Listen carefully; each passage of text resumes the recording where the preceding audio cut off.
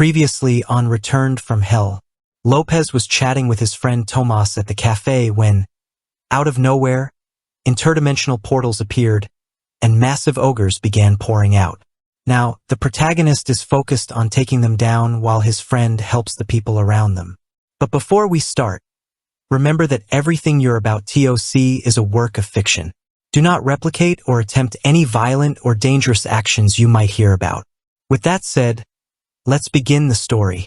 The guys gathered after a while to carefully plan their next move. Lopez said he needed to check the whole district, and Tomas reassured him to take it easy.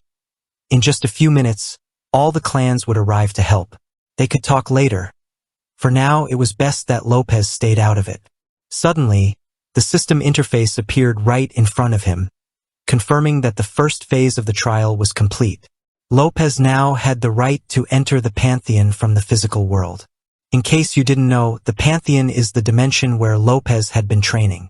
He gave the okay. When the system appears, it's usually to present him with missions. Tomas was completely stunned.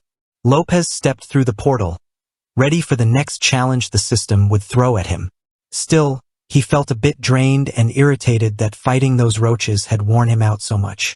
The system informed him that his absolute magical power was only at 10%. He replied that with such low energy, he couldn't possibly hold his own in a real fight.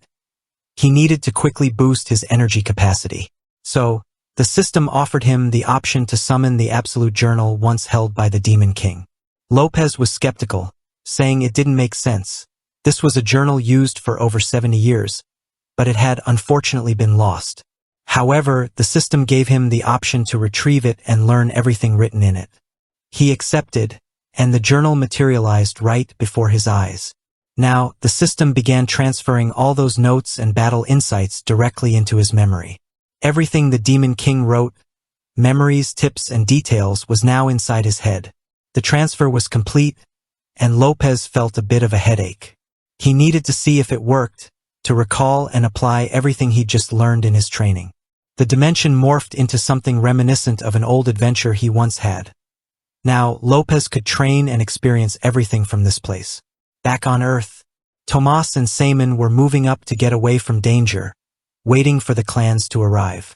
Simon asked Tomas what he knew about Lopez, but Tomas quickly stopped him, countering with a question, asking if anyone had offered him money for information. Simon understood that it wouldn't be easy to get any information out of Tomas. Footsteps could be heard above. Tomas suggested there might be more survivors and that they should head up quickly. Just then, he got a message. It was Sunday, everyone was still asleep, so the evacuation would take longer than usual. In other words, Tomas was alone. The clans wouldn't be arriving anytime soon. Back to the Pantheon with Lopez, the system announced that a cursed forest had regenerated. This was one of Lopez's earliest experiences in hell. He knew everything seemed too quiet, and he didn't like it one bit. This mission was no joke. He had to survive and eliminate any celestial sentinels he encountered. These were gigantic machines from the heavens, literally trapped in hell. One of them spotted him and prepared to attack instantly. Lopez did his best to dodge the attack. He knew a direct hit in his current state would be too much to handle. The celestial sentinel was truly massive. The machine didn't hesitate to strike him with all its might. Luckily, Lopez's physical strength was enough to keep up with this battle. And with a quick charge, he managed to land a crushing blow to the sentinel's head. The massive machine fell with no chance to respond. But being a machine, it had plenty of tricks. Its arm cables activated at full power. What a hassle. Lopez dodged them, but he knew the sentinel was just stalling, so he charged at full speed toward the massive machine. Gathering his strength in an instant, he smashed the machine's core, dismantling it completely and effortlessly. Lopez's strike was absolutely devastating. Now he awaited the next sentinel, but things wouldn't be as simple as he'd thought. Back on Earth with Tomas and Simon, they climbed up to the rooftop, where they found the bodies of various people. Something was definitely wrong here. They saw that all these people had been killed. Tomas rushed over to the only survivor. The man whispered to be careful. The Greens were still around. Suddenly, from behind, a massive ogre appeared on the roof. Tomas told Seaman to stay still, saying they needed to leave at the exact right moment. Seaman was terrified, but Tomas urged him to calm down if he wanted to survive. But the giant called out, summoning his brothers, back to the Pantheon with Lopez. He couldn't remember everything, but he knew this was far from over. The core announced that reconstruction had begun. The machine's joints were moving, indicating that once rebuilt, its performance would be significantly improved. So Lopez attacked immediately. He took a deep breath and powered up his fist. Landing a mighty blow, he managed to pierce the core. He jumped, positioning himself above it. Noticing that the machine's reconstruction was still in progress, he kept striking hard to destroy it. But just when he was about to completely shatter it, he was attacked from behind. More sentinels had arrived to support their comrade. From the left and the right, he was being attacked from different angles. Lopez dodged all the shots as best as he could. He was forced to jump off. He couldn't stop the reconstruction. He knew there were too many sentinels. But he didn't plan on letting the core regenerate. There was still time. Dodging all the beams, he made his way over. And finally, he managed to fully destroy the core. The other sentinels watched as their comrade was completely obliterated. Lopez fell without any trouble despite the explosion. But he knew this wasn't a viable solution. He couldn't destroy every core. He'd run out of energy. He needed to remember how he'd defeated them in hell. So he thought about it. There had to be a trick, a weakness he'd discovered before. Then bingo. He thought he had the answer, knowing how to solve this mission.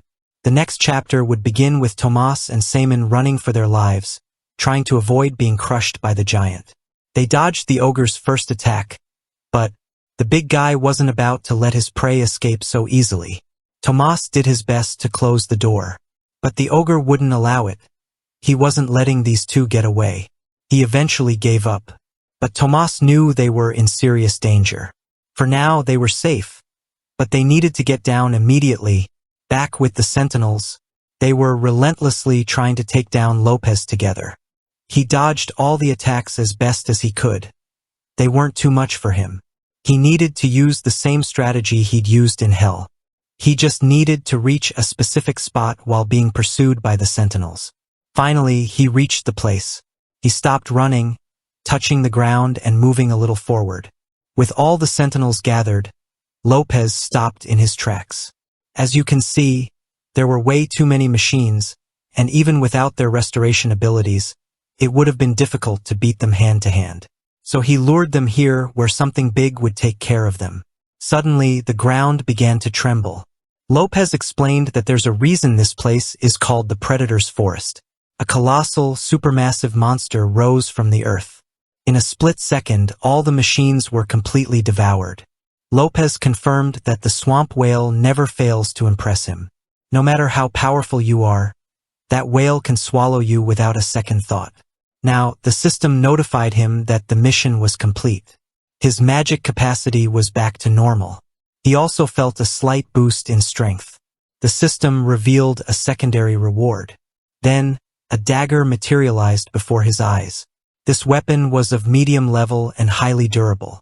It also functioned like a boomerang. Once thrown, it would return to him. Lopez noted that this could be very useful. With the mission complete, he needed to return. He still had things to take care of on Earth. So the portal opened, allowing him to go back. Seaman was hiding in a restaurant, wondering if they could get out of there. The place was pure chaos. Tomas admitted that he wasn't comfortable either, but all they could do was wait for the professional hunters. Suddenly, a loud noise echoed, and something fell from the second floor, crashing through the ceiling. It was just Lopez, stating that these beasts had gotten in his way. Tomas was overjoyed. Lopez was glad to see his friend had survived. Tomas noticed a drastic change in Lopez, but Lopez casually acted like he was starving. So he told Seaman to prepare something. They were in a restaurant with fresh meat on hand. If Lopez starved, no one would be around to protect them. A little while passed. Lopez was used to eating all kinds of things, but to the others that meat looked disgusting. Finally, someone from the military arrived, searching for survivors. Seaman was finally safe. The officer noticed how calm Lopez seemed, given the situation. Tomas told him not to pay any attention to him. His friend was a bit of a loose cannon. And, well, his friend liked to de-stress by eating just about anything. Now they needed to act like regular people and go straight to the hospital. The military officer insisted they had to go through a procedure first, so Tomas needed to identify himself. In case it wasn't mentioned before, Tomas worked for a clan in Seoul and held an important position within it. The officer then instructed him to follow, as they'd be escorted. As you can see, the area was almost completely secured now. Someone from the Hunters Guild arrived, yelling at his assistant to act like a true hunter. The guy was wondering how they, as the first responders, found all the enemies already wiped out. Who on earth took out all these things? Well, here were the culprits. Tomas told Lopez he was welcome to rest at his apartment if he wanted. But Lopez insisted that his mom was probably worried, so it was best to go home quickly. Tomas pointed out that if Martha saw him covered in blood like that, she might faint from shock. So first, he'd need to clean up. He couldn't go home looking like this. Some time passed, and now they were at Tomas's place. As you can see, this was no ordinary apartment. Tomas ran many businesses. After a while, it was time for fried chicken. Lopez mentioned again how much money he could make if he became a hunter. Tomas offered to explain. To become a hunter, you had to be an awakened. The stronger you were, the better the offers. He assured Lopez that if he took the test, he'd probably rate at least AB. But if he put in effort, he could reach an A. With an A rating, he'd receive many offers and a great salary as a hunter. Lopez asked if there was a rank higher than A. Tomas confirmed there was an S rank, but it was rare. Only 5 people in the country currently held that rank. Lopez thought reaching S rank seemed impossible. But an A rank was still very impressive. If he wanted to be a hunter, Tomas could guide him, as he'd been in that field for over 2 years. Lopez began to think about what it meant to be a hunter. Now let's move to another scene. Someone was enjoying a luxurious dinner. This individual, one of the early villains in this story, would be known as Serp. He was speaking with Yops's brother. The man wanted to know how it was possible for a boy who'd been bedridden 3 weeks ago to have defeated more than 30 men. He couldn't believe it. If it were true, it would be humiliating. It offended him that the man hadn't gone after that boy. He was irritated by the unnecessary bad news. The man explained he didn't have any more men, which is why he had reached out to him. Serp didn't like his attitude. He couldn't believe a leader would be trembling with fear. Perhaps it was because of what he'd done to his brother. Serp declared it was a waste of drugs, nothing to feel sorry about. The man begged for his life. Serp replied that he only helped because he expected to receive the money he was owed. The man admitted that, aside from the stolen money, they also had a vault. But since he wouldn't say where it was hidden, Serp simply eliminated him. This, he said, had been a therapeutic dinner, but now someone needed to take care of that boy. The next enemy would be an assassin. The next day dawned, and now we're at the Hunters Association. Lopez had arrived to take his test and find out his rank. Tomas shouted directions from the car, reminding him he'd need to wait in line, as many people came every day thinking they were awakened.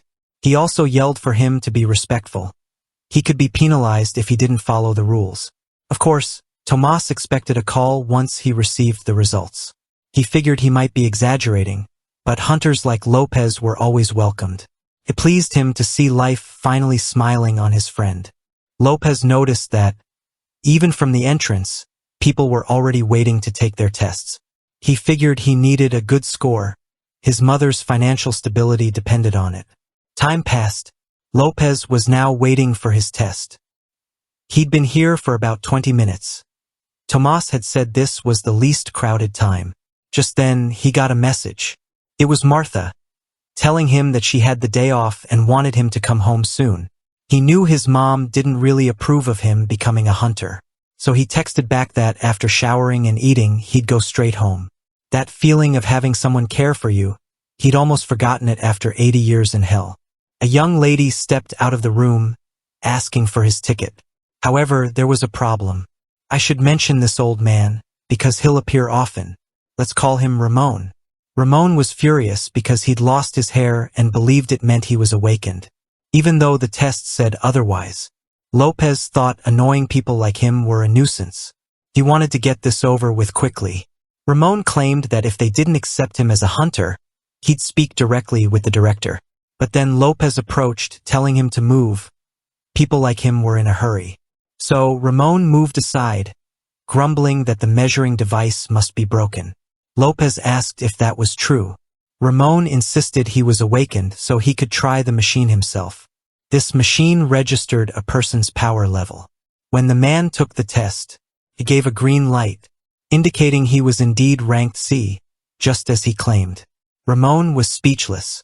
Outside, other candidates were also waiting their turn. So he left. But believe me, he'll be back. The young lady, whom we'll call Jimena, informed Lopez he could now take the test without issues. She knew he was awakened, so they couldn't keep him waiting. Now, let's go to the director's office. We'll call him Augusto, and Jimena called for him, stating something unbelievable had happened and he needed to go to the testing room. Augusto knew Jimena wouldn't call him over just for anything. Perhaps it was a new Class S. Yet he doubted that was possible. There was no chance of that happening. However, when he arrived, he noticed a crowd staring at the room. And when he finally got a look, the machine used to measure rank had been destroyed. Something that had never happened before. They said that when Lopez placed his hand on the machine, it simply broke while trying to read his power. At first, the machine seemed undecided on what rank to assign him. Lopez remarked that he didn't like this one bit. Then it began to crack, and eventually shattered. Lopez was surprised. He hadn't done anything, yet the machine was ruined. Augusto noted that the machine wasn't supposed to break like that. It must have been faulty from the start. Lopez asked what to do next, and when the results would be ready. Augusto thought about it. Even though they didn't have an exact measurement, he knew this guy was undoubtedly strong. So they'd perform another test called the limit judgment. Lopez was confused. Tomas had never mentioned this test. Augusto explained that before they used a crystal ball, other parameters were used to gauge a person's level. The protagonist just wanted to know if the test was safe. The director gave his word that the test would be reliable.